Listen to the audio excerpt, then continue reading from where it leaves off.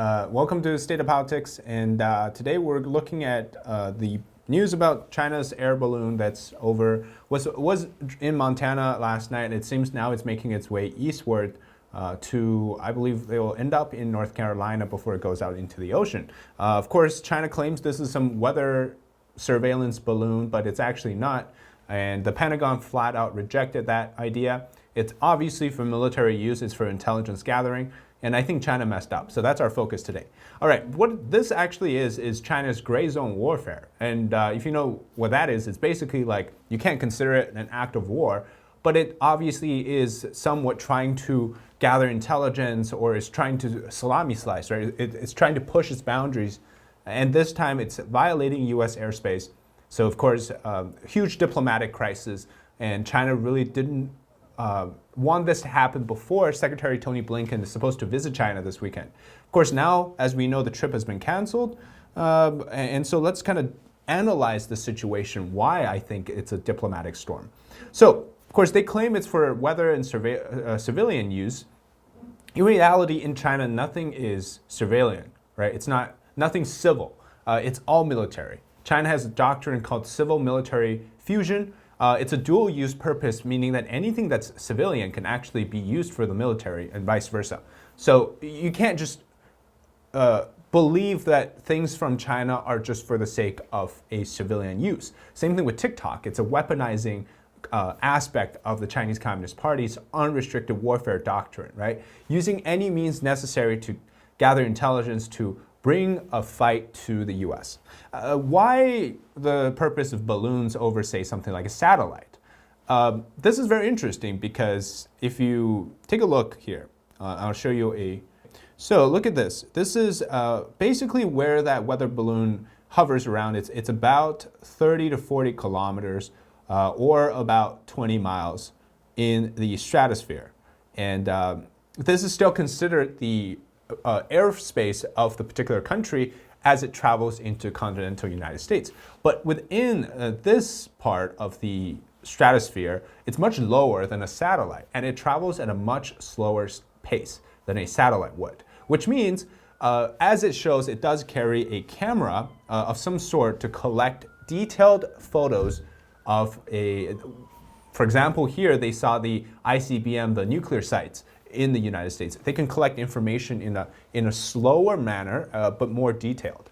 As we learned, this is maneuverable, and it's able to change directions at up to 60,000 feet, which means that this, contrary to what the Chinese Communist Party claims, the balloon is able to be controlled. And I believe the Pentagon has said that it has the ability. So, of course, it hasn't said exactly if the CCP is controlling it, but it says it does have the ability. So contrary to what many people were saying, that the balloon was just free-flowing from China to here, and that it didn't have a purpose direction to do so, I don't think that's the case. I think this balloon was intended to go to the United States to collect information. But why is it a crisis for China now? A diplomatic one, perhaps? Well, because of the recent events that's been happening between the US and China, right? We're in this technology war, this Cold War with China. Anything like this is calling us back to the old Cold War, where, by the way, back in 1976, I believe, I have an article for this, 1974, that was when China actually shot down an air balloon that the US sent to Russia, which then it went to China and it was shot down. So it's not a strange thing to shoot down an air balloon, which I don't know why the Biden administration didn't do it yet. They're in talks of doing it, but it's something that has happened before. Okay, so going back to this balloon, right? The weather balloon here, it goes up to about 40 kilometers, which is about 20 to 30 miles. Within this range, they hover slowly, and then they're able to avoid most of the traditional weapon interceptions, like maybe like a targeted missile defense or even a traditional fighter jet. Most fighter jets actually fly about the 20 kilometer or the 10 miles height to like basically where planes travel as you go up. But given the fact that the wind current up into that range where the altitude is about 20 miles, the wind is pretty consistent. which means that, like, because this is above all the clouds, right? So for you to want to shoot something down, you either need to send a interception plane up there and then fire a missile into it, or you try to do a ground-based target, which again, because of the targeting systems, it has a unpredictable trajectory. It's quite difficult. So I think the plan is to shoot it down. I just think they should have shot it down initially once it entered into the United States.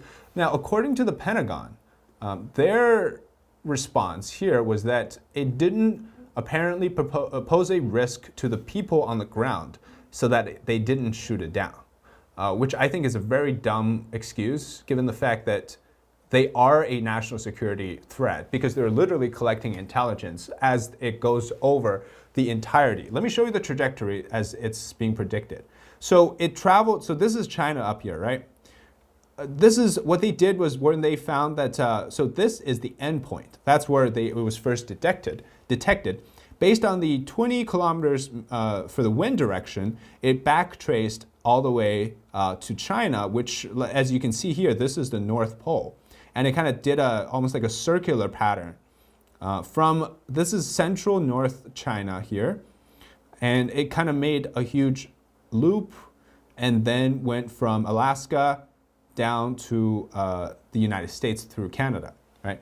And with this prediction, right, it's going to go further actually. And I think this person actually did it. Yeah, so it's going to travel from Montana here all the way down to, I believe this is going to North or South Carolina.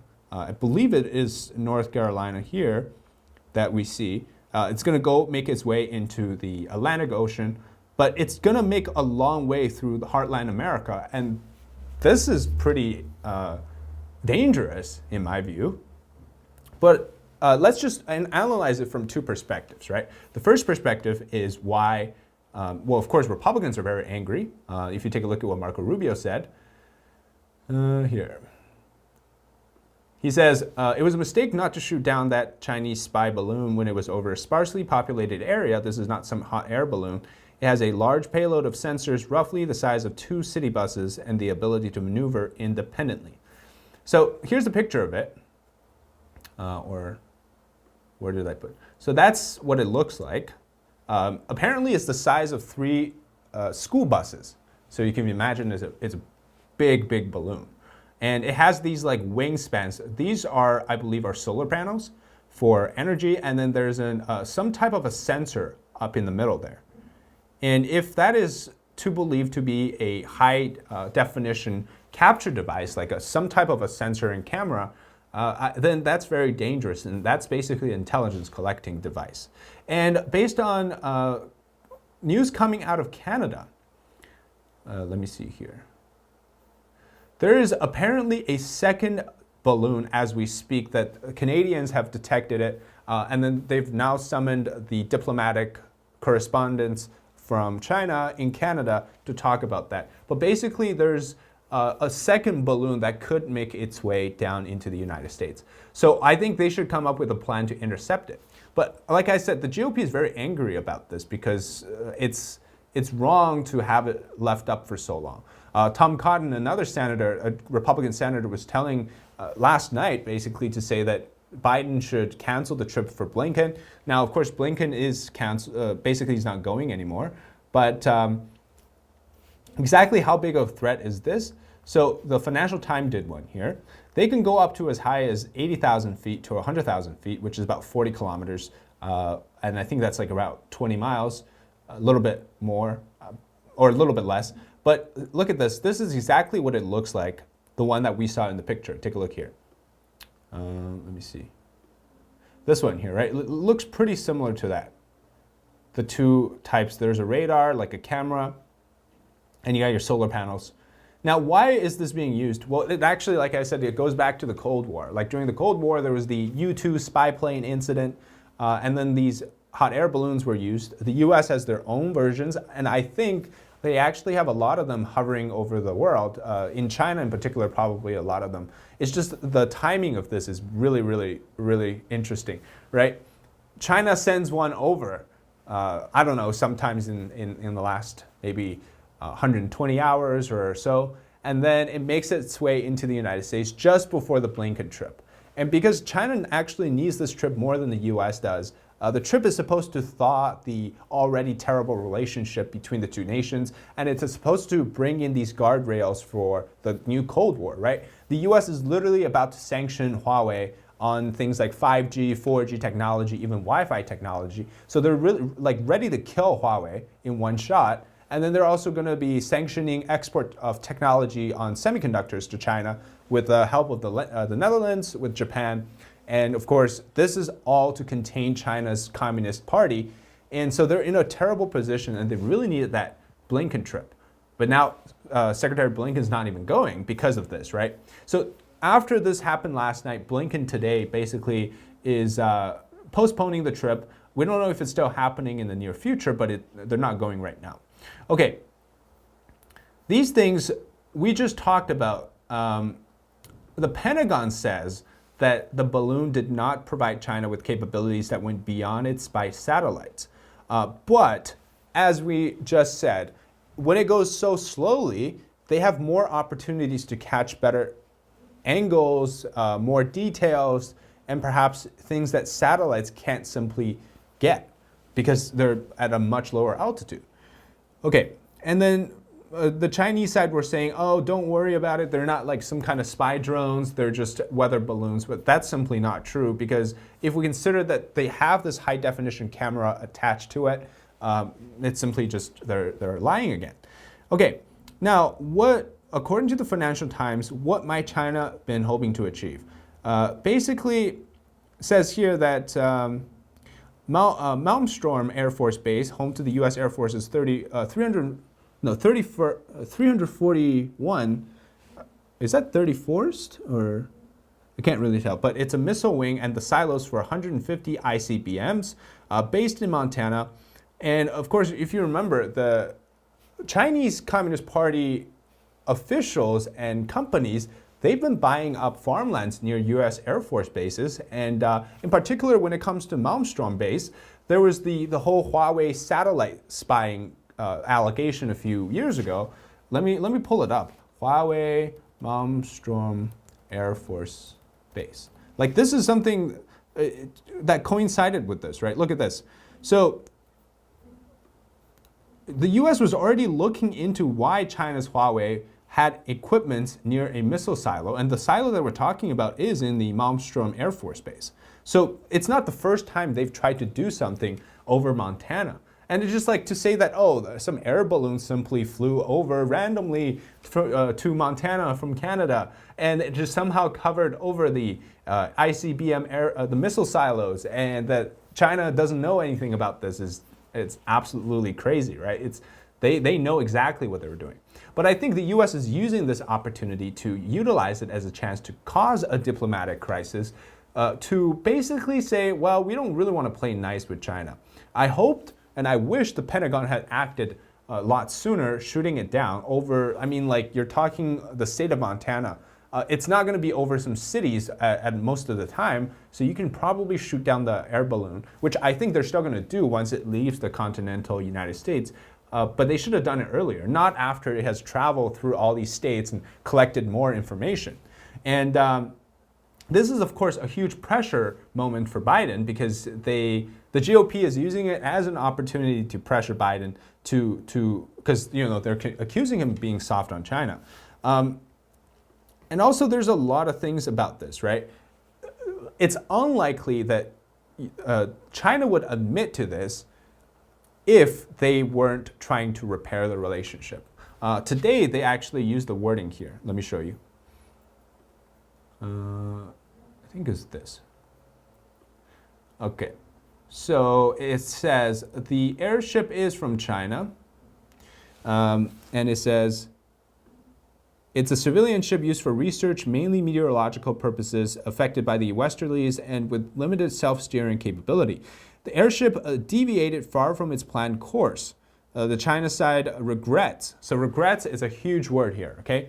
They want to repair the relationship with the U.S. So that it can attract foreign investment again, so that it can attract people who are foolish about China, thinking that China will change again, that they won't be a communist system anymore. They want that foreign cash to come in to invest into China. So they can't afford to have the relationship get worse than it is right now, right? Given what we said, the US is targeting Huawei. They want to shut it down completely. They want to destroy Huawei. That's huge for China. They can't have Huawei go down like that. They're also trying to kill China's ability, the access to semiconductor. Chips technology is the core of the new Cold War. It's the most important technology of this era, and it's continuing to be so because you need chips in missiles, airplanes, tanks, any cutting-edge military technology, you need it, right? And because China, like I said in the beginning, they have that civil-military fusion, it's very easy to adopt a civilian technology in chip making to the military application. So all of this fits into the fact that China is the one that messed up, that sending a balloon into the US hoping to, find something about the nuclear secrets in America would turn out to be, eventually, I think, we'll see it, a diplomatic loss for them. But there's also the Republican side, which is that you're not acting fast enough, and you're making it seem like you just let Chinese airships and balloons violate airspace anytime, and you're not doing anything about it. So I think there's justified anger towards that as well. All right, so the Pentagon is investing tens of millions of dollars into high-altitude balloons that it intends to use for surveillance. And it anticipated that the balloons will fly twice as high as most commercial aircraft and may be used one day soon to locate and track China's hypersonic weapons. Okay, so this is a part of that military conflict, the competition, US and China. But the Pentagon knows about these type of planes, not the planes, the balloons that China has. Which makes me wonder if they already knew that this was being tracked, like the one coming from Canada to Montana, like when it was in the Alaska airspace, that it already was detected, but they just didn't say anything until now. I wonder if there's some political aspects to it to stop Blinken's trip to China. And the Biden administration just used it as an opportunity to excuse themselves out of the trip. I don't know, but I think that would be a good guess because, well, at the expense, of course, being taken by the GOP as weak on China. I'd like to think that this is some type of a next level strategy, but I don't really know. All I know is the fact that these airplanes or these aircrafts or airships, the spy balloons, they are pretty dangerous for collecting intelligence. And it just happens that China got found out that at a bad timing. Now, there's another context to this. According to the Post-Millennial, and this is the CIA director, William Burns, he reveals today that it's a matter of intelligence that Xi Jinping, the Chinese Communist Party leader, has ordered his military to be ready to invade Taiwan by 2027. And it's their estimation that, Xi didn't say directly that we're going to invade someday in 2027, but based on what was said to the military, the orders, the CIA's intelligence assessment shows that Xi is ready to invade. Okay, so this tells us exactly that the US and China relationship, it's only going to get worse and it's not going to improve because that 2027 date is approaching. And based on what we know about the state right now over Taiwan, if the US is set on defending Taiwan, any military action in this context, like the air balloons, should be seen as a huge national security matter, and it should not be seen as something as just, oh, we don't have worries that it's going to hurt the people or so forth. I think there should be more harsher actions taken against it, which they didn't do yet. I'm surprised. But I think it's still a win for the US. I mean, you're not going to China just so you're making some diplomatic fuss about things that you obviously aren't going to do. Like, they're just going to talk over each other. Things aren't going to change, not going to improve any time. But it's a huge deal. And I think they should actually worry that China has the ability to use these gray zone activities like air balloons. Anyways, that's it for today for this episode on the hot air balloon. Thanks so much for watching the live stream. If you're watching on YouTube, make sure to subscribe to our channel. If you're watching on Ganjin World, make sure to follow our channel there as well. And comment below what your thoughts are on this balloon crisis. Is it big enough to generate something like the U-2 spy plane incident back in the Cold War? Or do you think it's not really? Everybody's just talking overreacting in that sense. Anyways, let me know in the comments. Thanks so much for watching State of Politics. I'm David Zhang. We'll see you next time.